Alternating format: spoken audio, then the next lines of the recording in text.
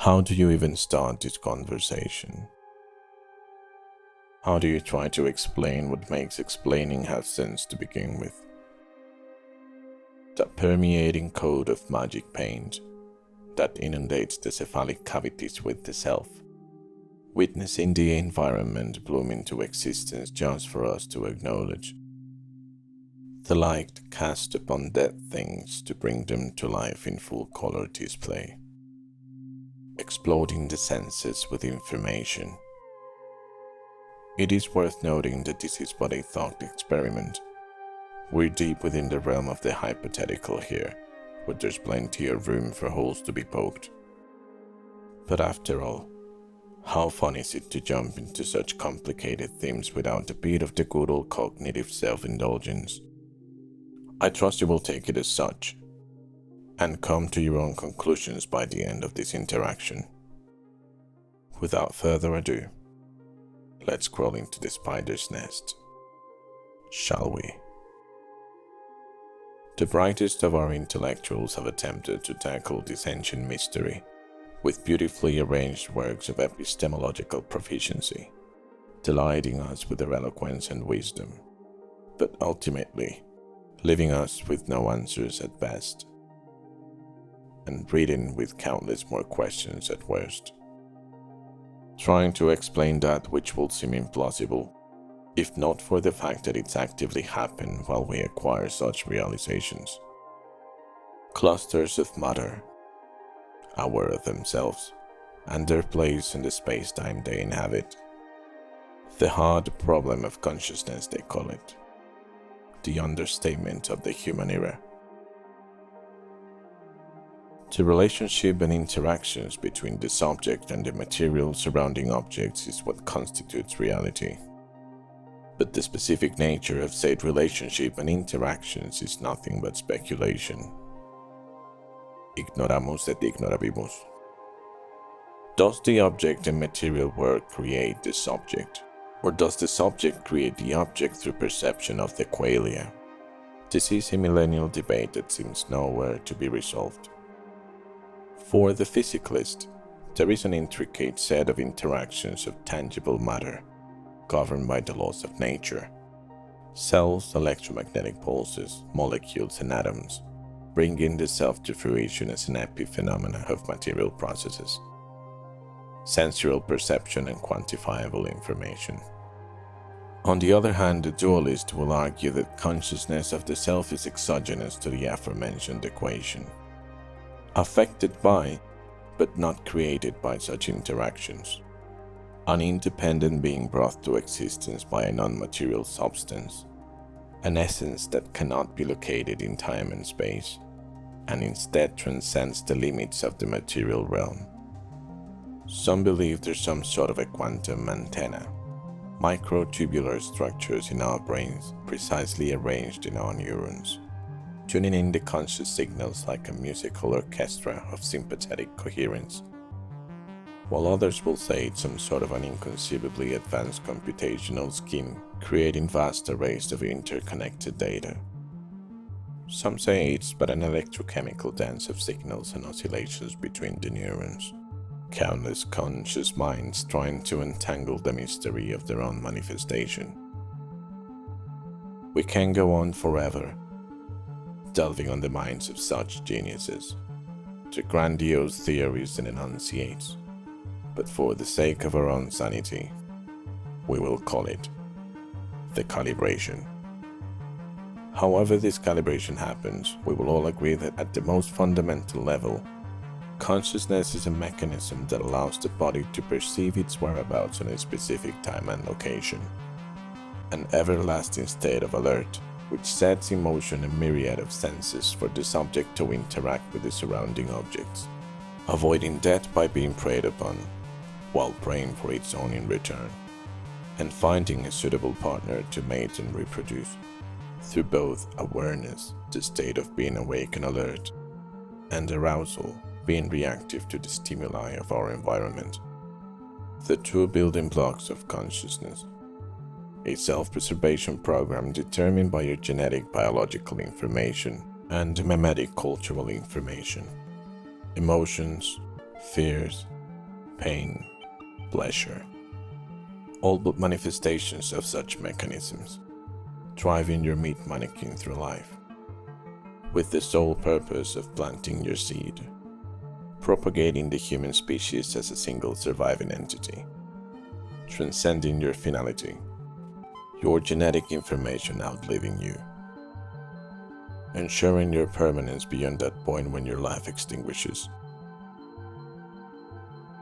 It is confusing, I know, but we must admit it's fascinating. The fact that we don't understand the process that fuels the awareness of our own existence.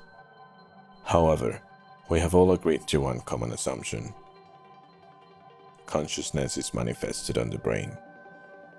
Despite the mechanism by which it's manifested is not fully understood, we can deduct that the brain is responsible for the cognitive process of awareness.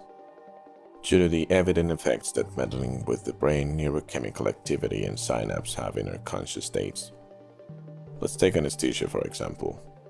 The elusive nature of the molecular activity and the relative complexity of the neuronal reactions have made it very difficult, if not impossible, to find a common property that explains anesthetic action in fine detail.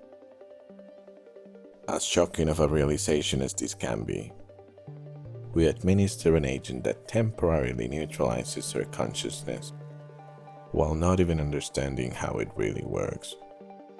We know what consciousness does, we know what it entails, we can measure its reactions, alter its states, and even shut it down completely. And yet, we are in the dark when trying to explain and break down its basic nature. Ask yourself, how much can you see? An even better question will be, how much is there to see? The length of electromagnetic waves span from gamma rays with wavelengths of 1 picometer to extremely low frequency waves with wavelengths of 100 million meters. Within this range of wavelengths, we only see an inconceivably small sliver. That is what we call visible light. That corresponds to the part with wavelengths ranging between 400 and 700 nanometers. This is the range in which the sun emits most of its energy, which our human eyes and brains evolved to see. Hotter stars emit mostly on the ultraviolet, and thus appear bluish, while colder stars emit mostly in the infrared, and appear reddish. Organisms evolving in other planets will most likely respond to similar spectra, and their sensual systems will be completely different than ours. We can't see gamma rays, X-rays, ultraviolet, infrared, microwaves, or radio waves, even though we're always surrounded by them. Along the same line, we can't hear everything there is to hear. We can't smell everything there is to smell. The same with touch, taste, and most importantly, cognition. We don't have access to everything there is to know and understand.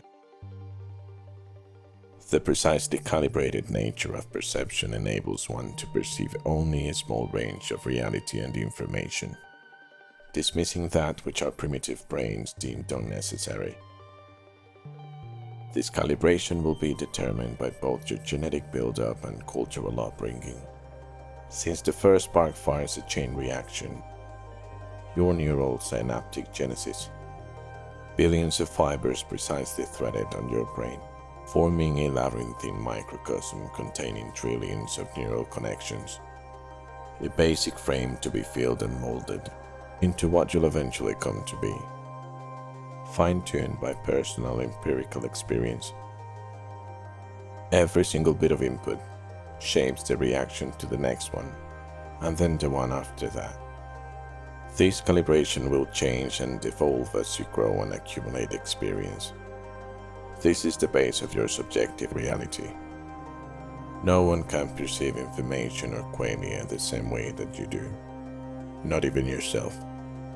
A word, an image, a color, does not mean the same to you as it does to anyone else.